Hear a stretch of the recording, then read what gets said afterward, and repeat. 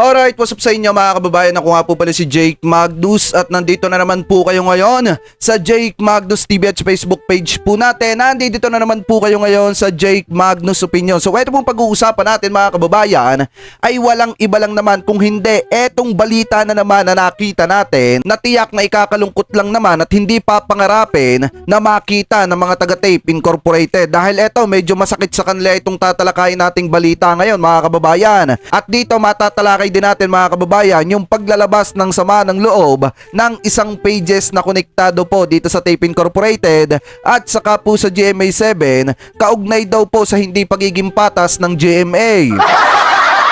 Pero bago po natin pag-usapan yan ay nais ko po muna sabihin sa inyo na kung kayo po ay bago pa lamang po dito sa ating YouTube channel, hinihikayat ko po kayo na wag niyo po sanang kalimutan na i-like po ito pong video natin na ito at wag niyo na rin pong kalimutan na mag-subscribe dito sa ating YouTube channel. Hit nyo na rin po yung ating notification bell para lagi po kayong updated sa tuwing mag-upload po tayo or magla-live tayo ng mga ganitong klase ng video or issue na nagaganap po dito sa ating bansa. At gusto ko din po kayong batiin ng isang magandang umaga, tanghali, hapon, gabi saan masulok na mundo kayo naroroon. Mapa sa Pilipinas man po kayo o ibang bansa, sana po ay nasa mabuti po kayong kalagayan at gabayan po kayo ng ating Panginoon. Mega love shoutout po sa inyo at mabuhay po kayong lahat. So eto mga kababayan, may nakita akong balita kanina. Ito, yan. Ang nag-post po nito itong si Kapuso Alayan fan page. Sabi dito, may nag-comment kasi sa kanya na Solid TBJ. Ang sabi dito mga kababayan ng isang supporter na legit Dabber Cards at Solid dito sa Tito Vic and Joey, sabi po sa kanya kasi nga pinoprotektahan at kinikilingan ng GMA ang Tape Incorporated. Iyon lang, iyon yung sabi dyan. Ni minsan kinumusta ba ng GMA ang TBJ? Ni sa news nila, di nila ito ibinabalita. Dati, lagi silang ini-interview. Ngayon, di na sa KMJS pa sila dati. Yan po yung sabi dyan. So ngayon po mga kababayan, sumagot po etong si Kapuso Alliance. At ang sabi niya po dito mga kababayan, patas lang po ang GMA. Ni minsan hindi rin binanggit ng TBJ ang salitang kapuso sa Itbulaga nung nasa taping pa sila. Yan po yung sabi dyan mga kababayan. Sabi pa dito, ni minsan di sila sumali sa mga ganap ng GMA at sinisipa ni Tito Sen ng GMA sa pagkasara ng ABS-CBN dahil mas makabuluhan raw ang mga balita sa kabila kumpara sa GMA na mas mahaba pa ang anime kaysa sa balita noong naging Senate President pa si Tito Sen. Yan po yung sabi dyan. Iba talaga ang ugali ng isang gurang at laos, dating senador. Palibhasa kasi pinapaboran ng iba pang kapwa senador. Hindi na siya sinusuportahan ng kaalyado niyang senador. Kaya gano'n na lang ang tinde ng galit sa GMA. May pagkatrapo, yan po yung sabi nitong si Kapuso Alliance. Alam niyo mga kababayan, kahit hindi naman banggitin ng Tito Vic and Joey ng TBJ etong GMA o kaya yung salitang kapuso mga kababayan nung panahong nasa GMA pa po sila, sino ba ang binibitbit ng TBJ nung mga panahong nasa sa GMA po sila? Kanino bang pangalan ng network yung binibitbit nila? Syempre mga kababayan, walang iba kung hindi etong GMA.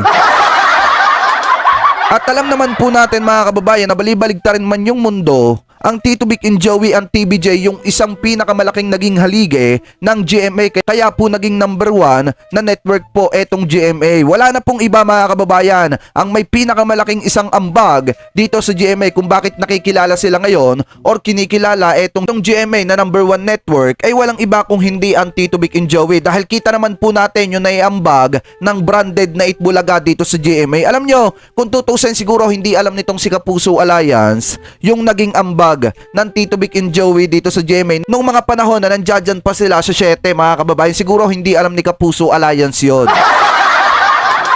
Kaya kahit banggitin man ng Tito Vic and Joey yung salitang kapuso or hindi mga kababayan, ang binibitbit pong pangalan ng TBJ noong mga panahong nasa sa GMA po sila, walang iba kung hindi etong GMA. Kaya naging malakas ang GMA because of TBJ. Kaya hindi ninyo pwedeng sumbatan ang Tito Vic and Joey patungkol sa ganyang klase ng bagay. Kasi kung titingnan talaga, kung ang pag-uusapan ay yung ngayon, di ba parang ang dating pinabayaan ng GMA etong Tito Vic and Joey noong mga panahon, kainitan ng issue patungkol dito sa usaping trademark mga kababayan.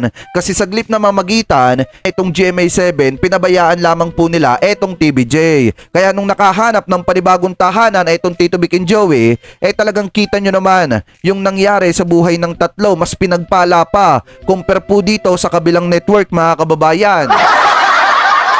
Kaya para sa akin talaga, ang may pinakamalaking ambag dyan sa GMA7 na masasabi nating isa sa pinaka naging halige ng GMA7 kung bakit nasa kasagsagan sila ngayon na number 1 network mga kababayan, walang iba kung hindi etong TVJ. At kahit na sinong tao, hindi pwedeng questioning yon. Ano po? So anyway, punta naman po tayo mga kababayan dito sa next topic po natin. Yan. Kasi biruin nyo mga kababayan, eto natalakay na natin to pero may nakita tayong video na kaugnay dun sa tinalakay natin noong nakaraang araw patungkol dun sa sinabi nitong si Nanay Lolit Solis. Kasi sabi po dito kung babasahin po natin, mismong manager ni Paulo Contes, pabor na palitan ng Tape Inc. ang title ng show dahil ang TVJ pa rin ang naaalala ng tao sa Itbulaga kahit umano palitan, marami pa rin ang manunood dahil maraming fans si Paulo. O yan po yung sabi dyan mga kababayan. Biruin nyo ang pinapalabas nila ngayon at ang sinasabi po nila sa publiko, kapag ka daw binabanggit yung pangalan ni Yorme, ni Paulo, ni Betong, ni Buboy, ang naaalala daw ng taong bayan yung Itbulaga. Kapag daw binanggit nyo naman mga kababayan yung salitang Itbulaga, ang naaalala daw ng taong bayan si Paulo, si Betong, si Buboy at saka daw po mga kababayan etong si Yorme. Ngayon mga kababayan, etong manager nitong si Paulo Contes na ang nagsalita na kapag ka binabanggit yung pangalang Itbulaga, ang naaalala Tito Vic and Joey pa rin. Eto, pakinggan po natin itong balita na nakita natin galing kay Yan Yan. Kanya po yan, hindi po yan natin, ikinikredit po natin sa kanya. Gagawan lamang po natin ng reaction video. So ito po, i-play na po natin. Mismong manager ni Paulo Contis na si Lolit Solis, pabor na baguhin ang title ng show na kinabibilangan ni Paulo sa GMA7. Sinabi nito na kilala bilang original host ng Itbulaga sina Tito Vic at Joey. Naniniwala din si Lolit na kahit palitan pa ang title ng programa, patuloy itong tatangkilikin dahil maraming following or fans si Paulo Contis. Tama! Narito ang buong detalye at kung bakit ito nasabi ng mismong manager at nanay-nanayan ni Paulo Contis. Kasi nga mga kababayan, kita nyo ba sino nakapanood ng vlog ni Tol Chris Ulo? Na kung saan naglibot po siya sa palengke ata yun or sa tabing daan, sa tabing kalsada mga kababayan, at nagtanong po siya kung sino yung naaalala ng taong bayan kapag ka binabanggit yung salitang Itbulaga mga kababayan. At kita nyo naman yung sagot ng mga tao po doon, TVJ pa rin. Kasi nga mga kababayan, hindi na po kasi mababago talaga yan. TVJ is Itbulaga, Itbulaga is TVJ. At yan po ay nanggaling na dito sa mismong isang miyembro ng pamilya Halusos. So anyway, pagpatuloy pa natin. Mukhang magkaiba ng kaisipan sina Paulo Contis at manager nitong si Lolit Solis. Partida, manager pa yan ni Paulo Contis Si Itbulaga title. Bagaman may tiwala si Lolit sa kakayahan at talento ni Paulo, tila mas pabor siya na palitan na lamang ng tape ang title ng kanilang programa sa GMA7. Tama. Dahil kahit bali-baliktarin pa, mas kilala at mas naaalala ng mga tao ang TVJ sa titulong Itbulaga. Nagpahiwatig din si Lolit na makakaya ng show makipagsabayan sa pangtanghaling palabas. Dahil ngayon pa lang daw ay nakikita na ng marami kung gaano tinatangkilik ang show. Kahit naman daw magpalit ng title, patuloy pa rin itong papanoorin ng mga tao. Dahil ang main host. Kasi nga mga kababayan, kaya hindi sila pinapanood ng napakaraming tao ngayon. Kasi yung ginagamit nilang title, Itbulaga pa rin. Which is title po ng Tito Vic and Joey yan. Ikaw ba naman, kung ikaw ay taga-suporta ng Tito Vic and Joey, papanoorin mo ba yung pekit gumagaya dun sa idolo mo? Hindi. Ano yung papanoorin mo? Siyempre yung idolo mo pa rin. Kaya lang naman sila ngayon mga kababayan bagsak kasi nga ayaw nilang palitan yung trademark. Pero kung papalitan nila yung trademark, magpapalit sila ng bagong pangalan, baka tangkilikin sila ng mga supporter ng Tito Vic and Joey. Baka nga i-promote pa sila ng Tito Vic and Joey. Baka nga tulungan pa sila na tumaas po yung kanilang viewers online. So ngayon mga kababayan, kaya lang naman hindi sila pinapanood kasi ginagamit nila ng patuloy at patuloy din nilang iniinis etong mga tao ang sumusuporta dito sa Tito Vic and Joey. Dahil the more na ginagamit nilang Itbulaga, the more na nababawasan yung mga taong naniniwala sa kanila. Kasi nga peke. Diba? So ipagpatuloy pa natin. Ang show na si Paulo ay maraming fans at following. Ah. Ayon mismo kay Lolit, siguro kahit ano pa title ang ilagay mo, basta nakita mo sina Tito Vic at Joey, Eat Bulaga pa rin may isip mo. Tama. Kaya kahit sino pa gumamit, silang tatlo pa rin ang urig. Kaya no problem kung sakaling baguhin ni na Paulo Contis ang name ng noontime show nila. Nakakatuwa nga na meron na ring malakas na following yung show ni na Paulo. Kaya kahit bigyan mo na ito ng iba pang pangalan, tiyak na may viewers na rin sila. Sana nga huwag nang humaba pa ang issue dahil healthy naman para sa viewers na tatlo na ang show na pwede nila mapanood pagtanghali. Makikita mo na ngayon kung sino talaga ang magiging matatag sa labanan. Lalo na ngayon mga kababayan, di ba? Yung kanilang ipinaglalaban, yung kanilang apila, wala din namang pupuntahan. Bakit? Kasi unang-una mga kababayan, yung kanilang ipinaglalaban merchandising, hindi naman po pang entertainment. Kaya para talaga sa akin mga kababayan, nag-aaksaya lang sila ng pera, panahon, oras. Sa pinaggagawa nilang yan, yung mga pag-api-apila nila, nakaw nag-aaksaya lang sila dyan ng oras. Pagpatuloy pa natin. Ito ay taliwas naman sa paniniwala ni Paulo Contis dahil kamakailan lang nagsalita si Paulo na hindi pa umano tapos ang laban sa usaping Eat Bulaga trademark dahil wala pang pinal na desisyon ng IPO. Tsaka ang pinakamasaklap dito kay Paulo Contes, mismong manager po niya ang kumay-question sa mga pinagsasasabi niya.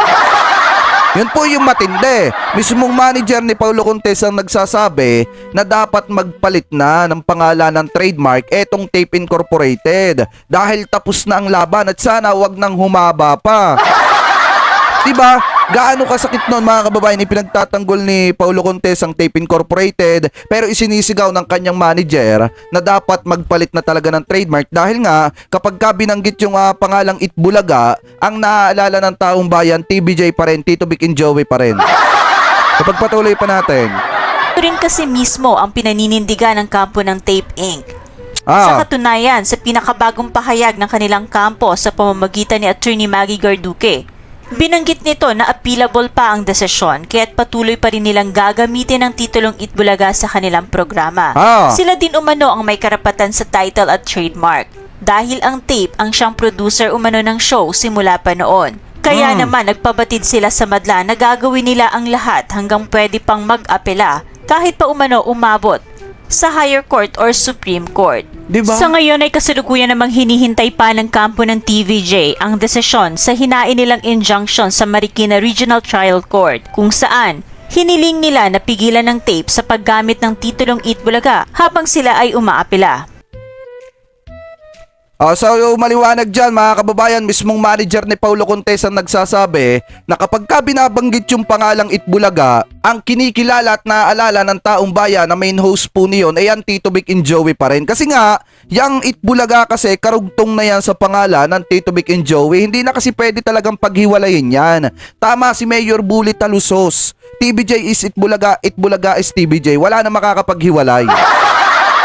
Kaya nga para sa akin, kaysa ipaglaban pa yung trademark na yan na wala namang pupuntahan dahil pang merchandising, dapat iurong na ng Tape Incorporated yung kanilang apila at tigilan na po nila at irespeto nila yung naging desisyon ng IPO mga kababayan. Kasi IPO na nagsabi na talagang yung Eat Bulaga, ang creator niyan si Master Henyo Joey De Leon. So ngayon, iginawad na naman yan kay Master Henyo Joey De Leon, yung Class 41 for Entertainment, dapat irespeto po ng Tape Incorporated yon. Ano po mga kababayan? So ngayon mismong manager na ni Paulo Contes yung bumasag sa salitang binibitawan ni Paulo Contes. Kaya dapat Paulo magtanda ka na kasi manager mo na yung nakakalaban mo. So ipagpatuloy pa natin mga kababayan dito sa next topic po natin. Ito pinakamalupit, marami ang iiyak dito. Ito yung masasabi nating isang balitang ayaw marinig ng kampo ng Tape Incorporated. Etong patungkol sa history of Eat Bulaga. Di ba kung matatandaan ninyo mga kababayan, ang iginigiit kasi nila, yun daw pong trademark na Eat Bulaga kaya daw po napapunta dito sa mga halusos. Kaya daw po nasabi na etong Eat Bulaga ay sa mga halusos ay dahil daw po dito sa production Specialist Incorporated. Yan po yung sabi dyan. At yan daw po ay kay Romeo Haluso Sr. Yan po yung pagkakasabi ng mga vlogger ng Tape Incorporated at saka daw po ng kampo ng Tape. So ngayon mga kababayan, May nakakagimbal pala na nangyari po dito dahil hindi lang pala po si Romeo Haluso Sr. ang may-ari po nitong unang production ng Itbulaga. Etong Production Specialist Incorporated. Kung hindi, meron pala pong isa pang nagmamay-ari po nito. Grabe mga kababayan. At ang isa pong nagmamay-ari pa nito mga kababayan ay walang iba kung hindi etong si Dick L. Diponso. Yan po yung isa pang nagmamay-ari na kasosyo po nitong si Romeo Haluso Sr. So ibig sabihin, hindi lang isang tao nagmamay-ari ng Production Specialist Incorporated kung hindi dalawang tao. Pero hindi sinasabi yan ng mga vlogger ng tape ha. Hindi rin natatalakay yan ng legal counsel ng Tape Incorporated. Pero dahil mabait tayo mga kababayan, gagawa natin ulit ng reaction video yung vlog nitong si Models of Manila patungkol po dito. Ano po kaya yung mga hindi pa nakakapag-subscribe at nakakapag-follow dito kay Models of Manila, mag-follow na po kayo mga kababayan dito kay Models of Manila dahil dito po tayo nakuha ng mga iba pang impormasyon na tinatalakay po natin sa ating mga live stream at sa mga premiere na katulad po nito. Ano po? So eto mga kababayan, i-play na po natin. Maraming iiyak dito mga kababayan pihado. So ito, i-play na po natin. So ito guys, maganda pong pag-usapan na. Ito po kasi yung mga pangyayari noong 1979 during the point of creation ng Itbulaga. Importante po yung mga detalyeng ito, lalo na didinggin po yung pong kaso sa mga korte between TVJ and Tape. Okay? Kung ano ba nangyari noong 1979? Okay, alam po nating lahat na ang unang producer ng Itbulaga during that time was Production Specialist Incorporated, PSI. Okay? At yung Tape dumating noong 1981. Sinasabi po nung mga supporters ng Tape na si Halusos ang may-ari nung PSI, si Halusos ang may-ari ng Tape Incorporated. Therefore, yan mga kababayan yung ipinagpipilitan nila. Kaya sinasabi ni Ted, kung kilala nyo si Ted EB Defender, yung vlogger ng Tape, lagi niyang ipinipilit na yan talagang Itbulaga na yan. Yan talaga sa mga Halusos kasi ang may-ari nung unang production na yan, yung Production Specialist Incorporated, ay si Romeo Halusos. Pero hindi nila binabanggit mga kababayan, etong si Dick L. Diponso, hindi po nila binabanggit yan. Hindi nila tinatalakay yan. Kumbaga sa madalit salita, ang pinapalabas lang talaga nila na may-ari nung Itbulaga na trademark, eto lang si Romeo Haluso Sr. Yun lamang po yung pinalabas nila. Kumbaga inangkin nila mga kababayan yung production specialist. Ibig sabihin pinalabas nila na iisang owner lamang po ang nagmamay-ari nun. At yung owner na yon, dapat doon daw po mapunta yung trademark na Itbulaga. Yun po yung ipinipilit nila. Hindi nila sinabi na dalawa pala nagmamay-ari nun. So ipagpatuloy pa natin. Yung trademark na pag-aari ng mga korporasyon na yon, si Halusos ang may-ari. Hindi po kasi ganun kadali yun. That is not exactly true. Okay? Hindi po eksakto yun. Yung pong PSI, yung pong Tape Incorporated, they are different business entities. Magkakaibang korporasyon po yan. Diba? At hindi po basta-basta na pwede mong sabihin na ako yung may-ari nito. So yung lahat na pag-aari nito, nilipat ko lang dito. Hindi po pwedeng verbal. Unless meron pong written na kasulatan or kontrata na itong pag-aari ng PSI ay nalipat po dito po sa Tape Incorporated. Tama! Lalo na, at ito po yung pinaka-point ng video na to, meron pong co-owner, okay? Meron pong business partner si Halusos sa PSI. Hindi po yan siya lang, okay? At maganda po, balikan po natin doon po mismo sa storya ng Itbulaga na kinuwento ni Tony Tuviera. Okay, ito po ay sa kailan ba lumabas to? Stop lang natin muna mga kababayan kasi ang iginigit nga pala din nilang isang bagay dito kung ano daw yung nasimula ng production specialist itinuloy lamang ng Tape Incorporated. Yun po yung iniaano nila dito. Kaya kumbaga isinasabi nila ng paulit-ulit na ito daw pong Tape Incorporated yung dapat na magmay-ari po ng Itbulaga kasi from the start naman daw po ang producer daw po nito ng Itbulaga mga kababayan ay walang iba kung hindi etong mga Halusos. So ngayon, ang pinapalabas kasi mga kababayan ng mga vlogger ng Tape na kung ano yung nasimula ng production specialist, itinuloy lamang po ng Tape Incorporated. Ang tanong, meron bang kasulatan mga kababayan na talagang yung sinimula ng production specialist itutuloy nila sa pamamagitan nitong Tape Incorporated? Meron ba silang kasulatan na talagang ipagpapatuloy ng tape yung sinimulan ng production specialist? Kasi kung tutusin talaga po, magkaiba po talaga yan ng identity. Magkaiba po yan ng pagkakakilanlan mga kababayan. At kung ano yung nasimula ng production specialist, hindi po dapat may tutuloy nitong bagong korporasyon mga kababayan. Dahil itong Tape Incorporated is bagong korporasyon na po ito. So ang tanong dito, may papel ba sila na nagpapatunay na talagang isinasalin ng production specialist mga kababayan, lalo na't may co-owner etong production specialist dito sa tape? Meron ba silang papel or katunayan na magpapatunay na talagang isinasalin lahat ng responsibilidad ng production specialist dito sa Tape Incorporated? Baka mamaya verbal lang pala yan, walang bisa yan. Yung pong na-feature sila sa at Esquire to pero ito yung interview niya, alam ko sa Forbes to. Okay, so balikan po natin yung pong history ng Eat Bulaga. Okay?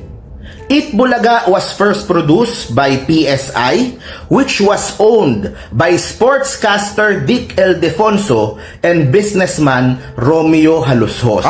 Okay? Sino si Dick Ildefonso na isa sa mga owner ng PSI? Para po sa mga basketball fans, he was the long-time voice of the PBA. Okay? At basketball sa bansa. Okay, yung mga laro ng Toyota Crispa nung araw, bago dumating yung vintage sports na yan at yung mga iba pang producer ng PBA shows. Si Dick Ildefonso po ang boses, ang commentator, siya po ang naririnig ng taong bayan kapag nanonood po ng mga games ng PBA at mga ibang sikat na basketball games din nung araw, nung kapanahon niya, nung 70s, 80s and around that time. Okay? So siya po ang kapartner ni Romeo Halushos. Back then, PSI's main business was producing the telecast of the games of the PBA in the late 1970s and early 80s. It was Ildefonso who hired Tony Tuviera at that time when the latter was jobless and was willing to work for a monthly salary of just 2,000 pesos. So, biruin nyo mga kababayan eto pa palang si Dick Ildefonsong ito, eto pa pala yung nag-hired dito kay Mr. Tony Tuviera. At magkano lamang po yung salary sa loob ng isang buwan? 2,000 pesos mga kababayan. Ganun po katindi. Ano po, ipagpatuloy pa natin. Ildefonso, partner ni Halushos at siya pa ang nagpasok kay Tuviera doon sa production specialist. Ayan, so during that time, the contract of the PBA was renewed annually. So nag-iisip sila ng pwedeng gawin na tuloy-tuloy, na pwede na lang gawing tuloy-tuloy na show. At doon na nga pumasok yung idea for a noontime show at naitatapat sa student canteen. Iyon. So, ayun, nag-decide sila na gano'n. Doon nila nakita si Tito Vic and Joey at sinusubukan nilang kunin. At doon na nga, yun na nga yung nangyari. Alam na nga po natin, yung si Joey De Leon, siya po yung nakaisip nung Eat Bulaga.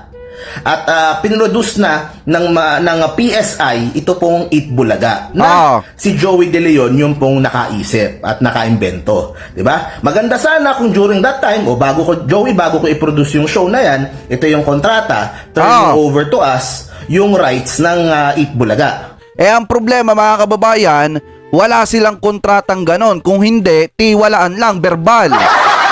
Kaya wala silang habol kung tutusin po sa trademark na Eat Bulaga talaga. Kasi unang-una, alam ng taong bayan pamula pa nung 1979 na ang nag-create talaga ng pangalan na Eat Bulaga ay walang iba kung hindi etong si Master Henyo Joey De Leon. At ang pinakamatindi pa po dito mga kababayan, nung kinuha po ng production specialist etong trio, etong Tito Vic and Joey, is wala po silang pinapirmahan na kontrata. Ibig sabihin, verbal po yung kasunduan. Walang kumbaga laway-laway lang, usap-usap lang, sabot-sabot lang.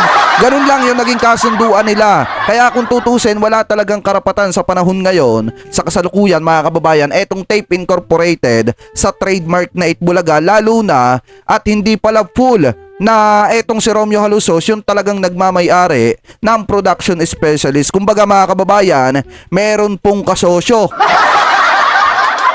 Di ba meron pong kapartner sa madalit salita. Ano po, so ipagpatuloy pa natin. Na IP. Kaso wala naman pong nangyaring ganun. Diba? Wala Tama. namang pirmahan na nangyaring ganun. It was all a handshake.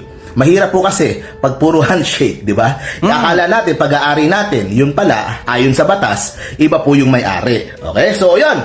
Ako nga mga kababayan ko, ako tatanungin nyo, kapag kasi may binibili akong isang bagay, like motor, like lupa, mga kababayan, ang ginagawa ko kasi, bukod yung kasulatan, bukod yung video. Kasi mga kababayan, pagka nagreklamo yung tao, let's say na binilhan ko ng gamit, may kasulatan kami tapos may video pa. O hindi na siya makakapagreklamo kasi yung video hindi naman makakapagsinungaling.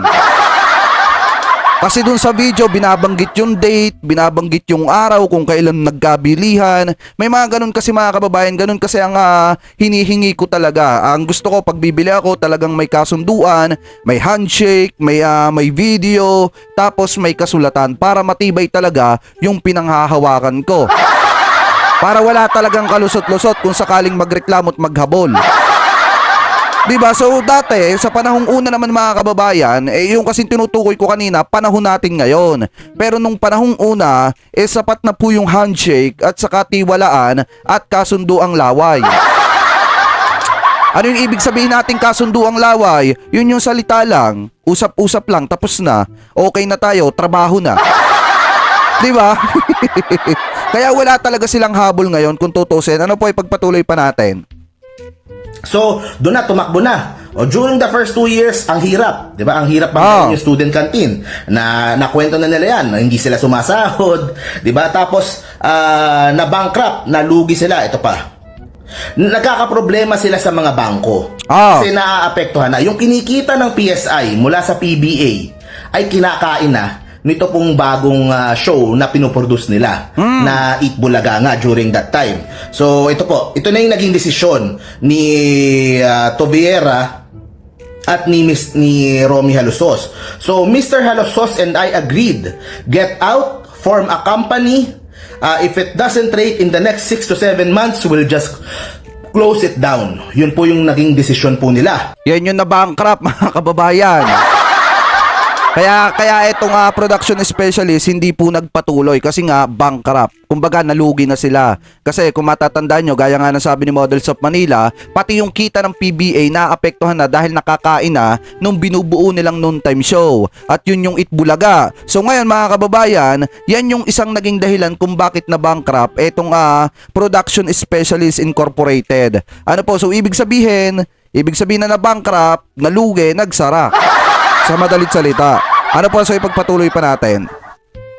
At yun na nga po, doon na nagsimula yung Tape Incorporated during that time. Meron pa silang utang na, malaki pa yung utang nila parang nakalagay dito. We are still heavily in debt. When Tape started, we were about 8 million to 12 million down. So medyo malaki yung utang nila. Kaya at that time, wala din sahod yung TVJ. Diba? Kinuwento nila yon, lahat po ng struggles nila. In fairness guys, lahat naman sila naghirap dito. Lahat naman sila nagsakripisyo dito. Si Mr. Halusos, si Mr. Toviera, yung Tito Vic and Joey, lahat sila doon. So nagsakripisyo sila. Para, tas eventually, doon na po. So after 10 years, yun na, by the 10th year ay naka-establish na po ng malaki ito pong Itbulaga. And of course, alam naman po natin yung pong kinita dyan ng mga Halusos, di ba? Eventually, di ba, nakapagkaroon sila ng dakak, nakapag-politika silang pamilya. Tama. So, ang laki din po ng naitulong ng Itbulaga para po sa personal fortunes ng mga Halusos. Kasi mga kababayan, hindi kasi pwedeng sabihin ng Tape Incorporated na nakinabang ng matindi ang Tito Vic and Joey. Oo, nandun na tayo sa point, pare-parehas po sila naghirap. Pero ang nakinabang talaga ng matindi dito mga kababayan, ang mga Halusos. Bakit? Kasi unang-una, nang dahil po sa Itbulaga na noon time show, nanalo po sila sa politika. Nakapasok sila ng politika. At pinalad po sila na naging dahilan para magkaroon po sila ng posisyon sa gobyerno. So ibig sabihin, hindi lang sa pera sila nanalo, kung hindi, pati sa politika mga kababayan yung pangalan nila nakilala nang dahil po dito sa Itbulaga. Ano po na pinaghirapan din ng Tito Vic and Joey. So ipagpatuloy pa natin. I think they would agree to that naman pag sinabi kong ganun. So, pareho naman po naging beneficial. Tandaan nyo, during this time, Tito Vic and Joey na sila. Meron na silang school bukol, meron na silang mga shows, nandun sila sa katapat na programa. So, they were doing all right. Okay, maganda na din po yung takbo ng karir po nila during tama. that time. So, hindi din masasabi naman na Itbulaga lang ang talagang nagpasikat sa Tito Vic and Joey. Diba? Pero, definitely, hindi yan tatagal ng ganyang katagal kung hindi po ito dinala ng Tito Vic and Joey. Tama. Back from that time. Kung hindi po sila nagsakripisyo po lahat. Okay, so ano po ang pinakapunto ko? Ba't ko kinuwento yung story na to? Okay, medyo mahabang storya. Kung sinasabi ng tape na yung producer dapat ang may-ari ng trademark ng Itbulaga, hindi po tape dapat ang may-ari. Tama. Ang may-ari po dapat ay yung Production Specialist Incorporated. Na kung saan meron pa pong parte itong si Dick Ildefonso. Siya po ay pumanaw na 2 years ago, may God bless his soul, or yung kanyang pamilya. Okay? Kasi po, wala namang kasulatan between PSI at tape na tina-turn over yung mga IP namin sa inyo. Tinuloy na lang nila yung pong Itbulaga without knowing kanino ba talaga yung may-ari ng trademark. Pero kung tutuusin nga, kung ang pinaglalaban nila, producer dapat ang may-ari. Well, ang original producer po ay PSI. At halos kasama doon, pero hindi lang siya yun. Tama. Meron siyang kasama doon. Meron siyang business partner doon.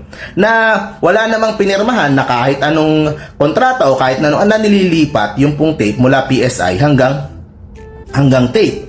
Kaya yung mga vlogger na nagsasabi sa amin na dapat sa production yung Itbulaga kasi sila daw yung nag-produce mga kababayan, hindi po dapat ang tape.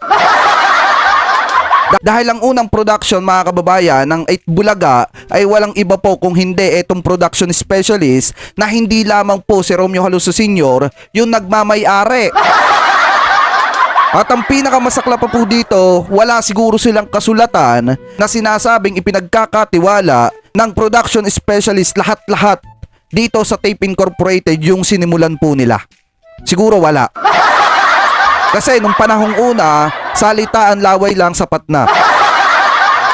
Ngayon mga kababayan, ang punto natin dito, hindi pwedeng gawing katuwiran nitong si Attorney Maggie Abraham Garduque na pagka-production, sila yung nagpapasahod, sila yung nag-produce, kanila na agad yung pinaghirapan ng talent. Hindi po pwedeng ikatuwirang ganon. Dahil gaya nga po ng sabi ko, bago dumating ang Tape Incorporated, may Itbulaga na. Magaling po yung maliwanag. Ano po, so ipagpatuloy pa natin. O lalo na yung PSI daw, ang dami daw utang noon. So hindi ko na sure kung paano yung detalye. So yun po yung pinakapunto ko dito. Yung pong nilalaban ng tape na producer dapat. Kung sakaling talagang totoo kunyari yung sinasabi nila na producer dapat at hindi si Joey De Leon, well, hindi po pa rin tape ang may-ari dapat. Tama. PSI po dapat. At yung PSI po ay pag-aari ni Halusos at ni Ildefonso, ni Sir Dick Ildefonso. So yun po ang pinaka-point ko dun sa video na to. So maganda tignan din. Pero yun nga, nag-decide na nga yung IPO na ang may-ari talaga ay yung naka-imbento nung salita. Oo, kasi mga kababayan, ang pinoprotektahan talaga ng IPO, walang iba kung hindi yung creator, hindi po yung kamkam. Sa madalit salita mga kababayan, laging titingnan ninyo, pagka usaping IPO, ang laging titingnan dyan ng IPO, yung creator po nun, yung nag-create nung isang bagay like trademark mga kababayan. Kaya dun sa mga iba na anti-TVJ, wag na kayo magtaka kung bakit iginawad sa Tito Vic and Joey yung trademark. Kasi nga unang-una mga kababayan, si Master Henyo Joey De Leon yung creator nun. At kung sa usaping producer naman mga kababayan, ang unang producer ng Itbulaga ay walang iba kung hindi etong production specialist na hindi lang si Romeo Halusos yung nagmamay-ari. Ano po, so ipagpatuloy pa natin yung title na Itbulaga at kay Joey De Leon. So sa kanya po pinasa. So sa akin, hindi ko din talaga nag-agree doon sa sinasabing statement ng tape. Kaya nga, ang dapat owner, porket producer ka, ikaw na yung may-ari ng IP. Nagbigay na ako ng maraming examples na producer pero iba yung may-ari ng IP. Tama. Yung kay Coco na lang Batang Quiapo. FPJ's Batang Quiapo ang may-ari ng IP, FPJ Productions. Diba? So, binabayaran sila ng nila Coco, ng ABS-CBN, ng Dreamscape para po sa karapatan na gamitin po yun. Tama. Dito po, si Joey De Leon, meron silang verbal agreement. O sige, gamitin nyo yung Eat Bulaga. O, tapos, sahuran nyo ko sa bawat episode na gawin ko. So, ganun po, kaso verbal Ang hirap kasi, pag verbal, di ba? Pag iniisip mo, sa'yo yung, ikaw yung may-ari, yung pala hindi. O kaya nagsalita na yung IPO na hindi pala sa kanila yung may-ari. Kung susundan natin yung kanilang sinasabi na producer dapat, hindi pa rin po tape. Dapat po yung PSI na merong ka-business partner si Halusos. So, yun lang po yung pinakapunto ko sa buong video na to. So, yun guys, thank you very much po. See you po sa next video po natin. See you po tomorrow, Eat Daily, FB Live, 2:30 PM. Good night, mga Dabarkads. So maliwanag yung sinabi ni Models of Manila, mga kababayan. Dahil kung ako talaga ang tatanungin nyo, kung sa usaping producer yung sinasabi ni Atty. Maggie, isang malaking kalokohan po yun. Eto, pasintabi kay Atty. Maggie, hindi ko po kayo binabatikos. Ang tinutukoy lamang po natin dito yung issue po na sinabi po ninyo na porket producer, mga kababayan, binabayaran nyo yung talent, lahat ng gawa no sa inyo na. Para po sa akin isang malaking kalokohan po yon, dahil kung pagbabasihan po natin yung pag-ultaw ng Itbulaga or yung paglabas ng Itbulaga, mga kababayan, hindi po tape talaga yung nauna. Kung hindi, etong production specialist na hindi lamang po si Romeo Halusos yung nagmamay-ari. So ibig sabihin sa madalit salita, mga kababayan, yung sinasabi ng mga taga-Tape Incorporated, kung pagbabasihan natin, wala talagang sense. Wala talagang kwenta, mga kababayan. Para po sa akin yung ipinaglalaban nila ngayon, wala po talagang kwenta yan. Kasi unang-una, yung iginigit nila na porket producer sila ay kanila na lahat, talagang isang malaking kalokohan po. Kahit sino na creator yung tanungin nyo patungkol sa ganyang salita, mga kababayan, ang sasabihin lang talaga sa inyo at isasagot, isang malaking kalokohan yan. Hanggat walang kasulatan, mga kababayan, with the creator and the production na pumapayag sa creator na kamkamay ni production or bilhin or gamitin ni production yung kanyang likha na pangalan like trademark, mga kababayan, hindi po masasabing kay production yon. Hanggat hindi binibili ni production or hindi niya binabayaran kay creator or hindi pumapayag itong si creator na gamitin ng production yung trademark na kanyang nagawa, walang magagawa itong si production, mga kababayan. Ganun lamang po yung paliwanag po dyan. At saka po ito din yung isang matibay na balita, mga kababayan, na nakita rin po natin na hindi po gugustuhin makita ng mga taga-Tape Incorporated. Eto, pero anyway, kayo, mga kababayan, ano po ang komento ninyo hingil po dito sa inilabas pong video nitong si Models of Manila patungkol po dito sa production specialist na hindi lang pala po si Romeo Halusos yung nagmamay-ari. Kung hindi, kasama rin dito etong si Dick Ildefonso. Mga kababayan, kala ko si Romeo Halusos lang. Yung pala may kasosyo pa pala siya dito na hindi binabanggit ng mga vlogger ng Tape Incorporated. So mga kababayan, comment below na lamang po kung ano po yung masasabi nyo po dyan. Lalo na yung mga nanonood ng replay, comment below na lamang po kung ano po yung opinion nyo po dyan. So anyway, balikan natin etong sinabi ko kanina. Yan. Eto mismo nanggaling na kay Mayor Bullet na talagang ang Itbulaga ay para sa Tito Vic and Joey. Eto, natalakay na natin to pero babalikan ulit natin, mga kababayan, kasi baka nakakalimutan ng mga vlogger ng Tape Incorporated at saka ng Legal Counsel ng Tape. So ipaalala lang natin sa kanila, mga kababayan. So eto po, i-play na natin. Musta naman kaya ang akin? Anyway, kini-credit natin to sa 1PH kay Nanay Christopher Min, sa Christopher Minute. Kanila po yan, hindi po yan atin. Gagawan lamang po natin ng reaction video. Kaya yung mga hindi pa nakakapag-subscribe sa 1PH, mag-subscribe na po kayo. Pati po siya Showbiz Now na nitong si Nanay Christopher Min, mga kababayan. Ano po? So anyway, subscribe nyo po sila. Gagamitin na po natin yung kanilang video. So eto, mga kababayan, i-play na po natin. Bayan, sa mga nagsasalimbahang kwento tungkol sa Itbulaga. May mga totoo, merong mga questionable. Ano po ba ang katotohanan? Mas maganda po na marinig natin mismo ang mga kaganapan sa Chief Finance Officer po ng Tape Incorporated at Dapitan City Mayor Bullet Halusos. Magandang tanghali, Mayor, Magandang tanghali po, Nanay Christy and Romel. Salamat Mayor, po sa magandang invitation. tanghali po. alam mo, bago ang ating panayam, na-miss na kita. Lalo na ang mami mo, si Apo. Ate Lorna. Ayan. Yes, sir. Kasi, nung batang-bata pa itong si Bullet, hindi ko sasabihin ang dahilan ba't ka namin nai-interview, Kasi, syempre, may kanya-kanyang buhay na kayo. Opo. Nako, talagang napakadiretso niyan sumagot. Mm. Okay, Mayor, ang dami ng kumalat na kwento. Ibibigay namin sa iyo ngayon ang mikropono. Alin-alin at ano-ano sa mga lumutang na istorya ang fake news para sa iyo. Sa iyo ang entablado. Salamat po, Nay. No? Actually, thank you sa opportunity na itong oras na pwede namin ipahayag ang side namin, no, dito sa Tape Incorporated. And we just want to put an end to all the speculations about EB or Itbulaga and ang mga pillars na hindi daw kami nagkakasundo. Actually, ang totoo niyan po, Nay, no, nag-uusap po kami lahat and everyone has agreed to talk and work it out na lahat po ng mga chismis kailangan po talaga sagutin.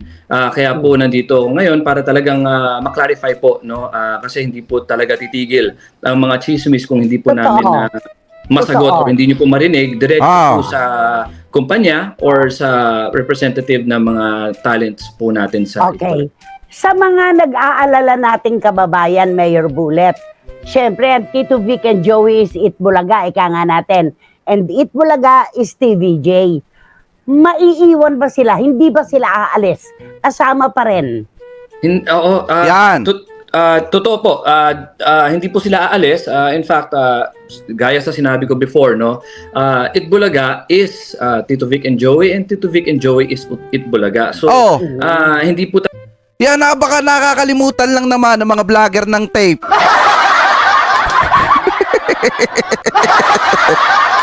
At baka nakakalimutan ng tape. Napakaliwanag po ng sinabi ni Mayor Bullet. Ako kay Mayor Bullet ako maniniwala, mga kababayan. Yung sinabi niya na Itbulaga is TVJ is Itbulaga, mga kababayan. Sa kanya ako naniniwala Kasi yung sinabi niya talagang tunay naman. Ang Tito Vic and Joey talagang Itbulaga. Diba, ipagpatuloy pa natin. talaga pwede mahiwalay yun kahit ano pong gawin natin. This is the longest noontime running show sa buong mundo. Hindi lang po sa Pilipinas. So talagang malaking bagay po sa buhay natin, sa buhay ng ating mga kababayan, ang Itbulaga, and especially ang mga host na nagsimula nito. So, oo. Bukod sa Tito Vic and Joey, sino-sino pa ang makakasama ng Itbulaga? Lahat po, no? Aside from Maha Salvador, ating kaibigan, no? Everyone will be retained. In fact, nagkasundo na lahat. And as of now, parang lahat, wala pong matatanggal. And wala po talagang chismis din na mapuputol din yung sweldo nila. Kinonfirm ko lang po sa binigyan ako ng clearance para sabihin that everything is status quo as of the moment. And ang kagandahan niyan ay open din ang ating mga hosts sa amin, ang mga bagong board of directors, which is ang brother ko who is the president of Itbulaga or Tape, and ang aking sister na si Soraya ang vice president for production. Ako rin po ay sabi natin na ako po yung treasurer sa board of directors, pero ang talagang role po natin is ang network natin with GMA. So yun po yung talagang binabantayan at yun po talaga yung trabaho natin as part of the board of directors. Okay. Romel, kukunin ko muna yung sunod-sunod na tanong para maging malinaw kay Mayor. Mayor, kasi Chief Finance Officer ka. Ikaw ang nakakaalam kung totoo na magkakaroon ng cost cutting sa mga talent fee na dati na naman na nangyayari, pakiusapan, lalo na dahil sa taghoy ng panahon. So walang mababawasan ng sweldo. As of now, no, okay, ang totoo niyan, we are actually going through a transitional phase, no. Ang gagawin po natin is we're trying to put in place a more efficient system, no, financial system na pwedeng siguro sabi natin kasama na rin po yan sa digitalization natin eh. So yun po ang kagandahan sa pagpasok namin. We are reintroducing a more effective way of our or managing the finances of tape para po talagang wala pong masasayang, and madami po pa po tayong magagamit for future shows or future talents na pwede natin ipasok sa Itbulaga. Alright. Si Soraya, ang sister mo, may pinagmanahan ng boses. Dahil ang mami mo, napakaganda ng boses ni Ate Lorna talaga. Apo. Di ba lumutang yung kwento na mawawala ang Dubsmas Queen na si Maine Mendoza dahil ang papalit daw ay si Soraya. Anong punto mo doon? Hindi po talaga totoo yun. Actually, natatawa po kami pag naririnig namin yan. No? Even yung kapatid ko po ay nagugulat na lumabas po yung issue na papalitan daw si Maine Mendoza. Actually, we consider Maine Mendoza as also one of the pillars. No? Kung pillars din po ang Tito Vic and Joey, si Maine and Alden, we also consider them as pillars kasi ang laki pong nagawa nila sa kasaysayan ng industriya. Napakalaki ng nagawa noong 2015 ng Aldab sa Eto mga kababayan, April 20, 2023, ang interview po niyang, iyan pong interview po na yan Baka sabihin ng iba, fake news na naman tayo.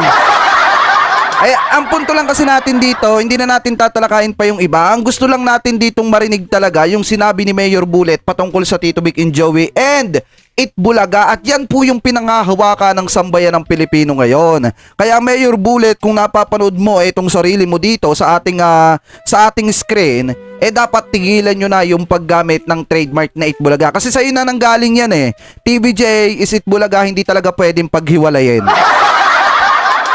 Dahil kilala na po yan sa industriya mga kababayan, hindi lang sa Pilipinas, kung hindi maging sa iba't ibang bansa. So anyway mga kababayan, kaya ko lang naman ipinakita sa inyo yan, yung video na yan, para masabi natin sa mga panatiko ng Tape Incorporated, especially the vlogger mga kababayan, na dapat tingnan nyo rin tong sinabi ni Mayor Bullet. Bago kayo mag-react ng kung ano-ano. Dahil mismong si Mayor Bullet na ang nagsabi na yung Itbulaga talaga is TVJ hindi na pwedeng paghiwalayin. At yung iba doon mga kababayan, talagang tunay naman nga. So kaya mga kababayan, ano po ang opinion ninyo hingil po dito sa mga topic na tinalakay po natin ngayon? Naniniwala ba kayo mga kababayan na kesa bumagsak pa ng napakatindi itong Tape Incorporated, magpalit na lamang po sila ng trademark dahil mismong nanggaling na kay Mayor Bullet na yung Itbulaga talaga ay para sa Tito Vic and Joey at hindi na po talaga pwedeng paghiwalayin pa.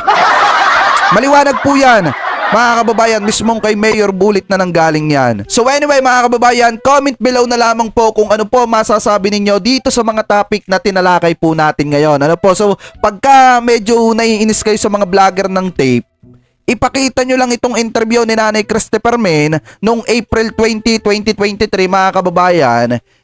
Ipakita nyo lang sa kanila yan, titigil na yung mga yan mga kababayan. Kasi masakit talaga, masampal ng masakit na katotohanan. Tandaan nyo po yan. So anyway, kayo po, ano po ang komento ninyo hingil po dito sa mga tinalakay po natin?